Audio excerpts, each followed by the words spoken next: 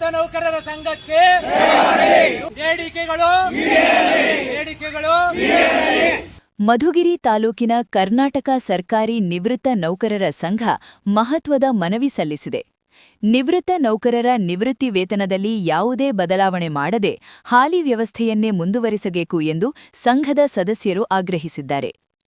ಈ ಸಂಬಂಧ ತಹಶೀಲ್ದಾರ್ ಹಾಗೂ ತಾಲೂಕು ದಂಡಾಧಿಕಾರಿಗಳ ಮೂಲಕ ದೇಶದ ಪ್ರಧಾನಮಂತ್ರಿ ನರೇಂದ್ರ ಮೋದಿ ಅವರಿಗೆ ಮನವಿ ಪತ್ರ ಸಲ್ಲಿಸಲು ನಿವೃತ್ತ ನೌಕರರು ಮುಂದಾಗಿದ್ದಾರೆ. ಕೇಂದ್ರ ಸರ್ಕಾರವು ಕೈಗೊಳ್ಳಲು ಹೊರಟಿರುವ ನಿವೃತ್ತಿ ವೇತನ ಸಂಬಂಧಿತ ತೀರ್ಮಾನವನ್ನು ಕೈಬಿಟ್ಟು ನಿವೃತ್ತ ನೌಕರರ ಹಿತಾಸಕ್ತಿಯನ್ನು ಕಾಪಾಡುವಂತೆ ಸಂಘದ ಪದಾಧಿಕಾರಿಗಳು ಒತ್ತಾಯಿಸಿದ್ದಾರೆ.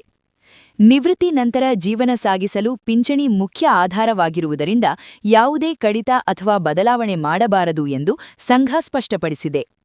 ಈ ಮನವಿ ಪತ್ರವನ್ನು ಶೀಘ್ರದಲ್ಲೇ ಕೇಂದ್ರ ಸರ್ಕಾರದ ಗಮನಕ್ಕೆ ತರಲು ಅಧಿಕಾರಿಗಳ ಮೂಲಕ ಕಳುಹಿಸುವುದಾಗಿ ತಿಳಿಸಲಾಗಿದೆ.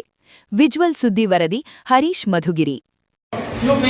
ಪೆನ್ಷನ್ ಸ್ಕೇಲ್ ಅದನ್ನ ಕಡಿತಗೊಳಿಸಬೇಕು ಅಂತ ನಿರ್ಧಾರ ಮಾಡ್ತಾ ಇದೆ. ಅದರ ಪರವಾಗಿ ಆಗಲೇ ಒಂದ್ಸಲ ಹೋರಾಟ ಮಾಡಿ ನಾವೆಲ್ಲ ಸಹಿ ಮಾಡಿದ್ದು ನಿಮ್ಮೆಲ್ಲರೂ ನಾವು ಸೇರ್ಕೊಂಡು ಸಹಿ ಮಾಡಿ ಸನ್ಮಾನ್ಯ ಪ್ರಧಾನಮಂತ್ರಿಗಳಾದ ನರೇಂದ್ರ ಮೋದಿಜಿ ಅವರಿಗೆ ಕಳಿಸಿದ್ವಿ. ಮತ್ತೇನೋ ಅದನ್ನ ಮುಂದೆ ತಿರ್ಗಾನು ಇದೇ ರೀತಿಯಾಗಿ ಮಾಡ್ತಾ ಇದ್ದಾರೆ. ನಿಲ್ಲಿಸಬೇಕು ಅಂತ ಹೇಳಿ ಅಂದ್ರೆ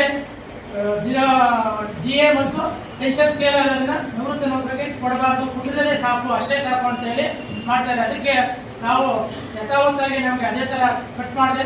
ನಮ್ಗೇನು ಸೌಲಭ್ಯಗಳು ಅದೇ ಕೊಡಬೇಕು. ಜೀವನ ಮಾಡೋದು ಬಹಳ ಕಷ್ಟ ಇರುತ್ತೆ. ಈಗ ಆಕ್ಚುಲಿ ರಿಟೈರ್ಡ್ ಆಗುವಾಗ ಆದ್ಮೇಲೆ ಕಷ್ಟಗಳು ಜಾಸ್ತಿ, ಮದುವೆ ಮಾಡೋದಿರ್ಬೋದು ಅಥವಾ ಯಾವುದೇ ಕಾಯಿಲೆಗಳು ಎಲ್ಲ ಇದರಿಂದ ಸಂಬಳ ಕಡಿಮೆ ಬರೋದ್ರಿಂದ ಇದನ್ನು ನಿಲ್ಲಿಸಬಾರ್ದು ಅಂತ ಕೇಳ್ಕೊಂತ ಸನ್ಮಾನ್ಯ ತಹಸೀಲ್ದಾರರಾದಂತ ಸುರೇಶ್ ಶ್ರೀನಿವಾಸ್ ಸರ್ ಮುಖಾಂತರ ನರೇಂದ್ರ ಮೋದಿ ಸರ್ ಅವರಿಗೆ ಈ ಒಂದು ಮನವಿ ಪತ್ರವನ್ನು ನಾವು ಈ ಕಪ್ಪು ಬಟ್ಟೆ ಕಟ್ಕೊಂಡು ಪ್ರದರ್ಶನ ಮಾಡೋದ್ರ ಮೂಲಕ ಮನವಿ ಪತ್ರ ಅವರಿಗೆ ಕೊಡ್ತಾ ಇದ್ವಿ. ಅವರು ದಯಮಾಡಿ ಪ್ರಧಾನಮಂತ್ರಿಗಳ ಸಮ್ಮುಖಕ್ಕೆ ಕಳಿಸಬೇಕು ಅಂತ ಅವರಲ್ಲಿ ಕಳಕಳಿಯ ಮನವಿ ಮಾಡ್ತಾ ಇದ್ವಿ.